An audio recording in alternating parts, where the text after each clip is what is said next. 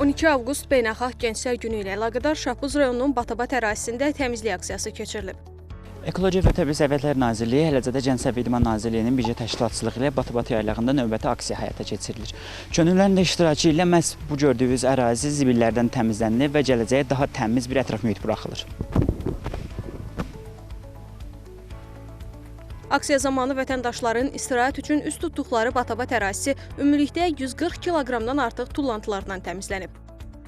Bugün könüllü olaraq Batabatda keçirilən təmizlik aksiyasında iştirak etdim. Düşünürəm ki, hər birimiz təbiəti təmiz saxlamalıyıq, təbiəti işləndirməməliyik. Biz bugün burada 12 avqust Beynəlxalq Gənclər Günü ilə əlaqədar olaraq təmizlik aksiyasında iştirak edirik. Bu aksiyamızın əsas məqsədi daha yaxşı gələcək, daha yaşıl gələcək və bizim üçün təmiz ətraf mühitdir.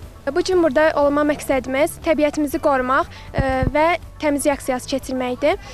Gənclərə tövsiyəm budur ki, hər zaman təbiətimizi qoruyaq, çirkləndirməyək və daim qayğısına qalaq. Daha sonra könüllülər ərazidə istirahət edən vətəndaşlarla ətraf mühitin qorunması və tullantıların düzgün idarə olunması ilə bağlı maarifləndirici söhbətlər aparıblar.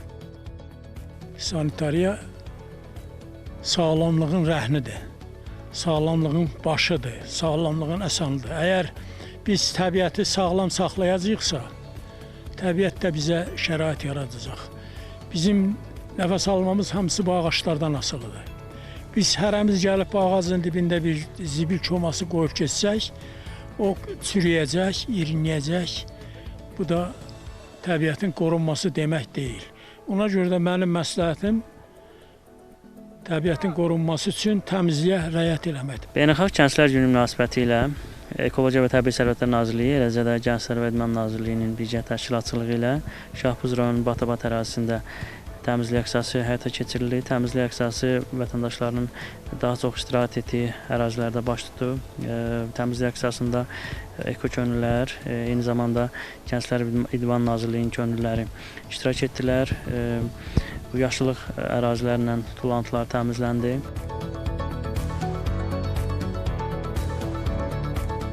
Həsən Məmmədov, Əfqan Hüseynov, NTV Xəbər.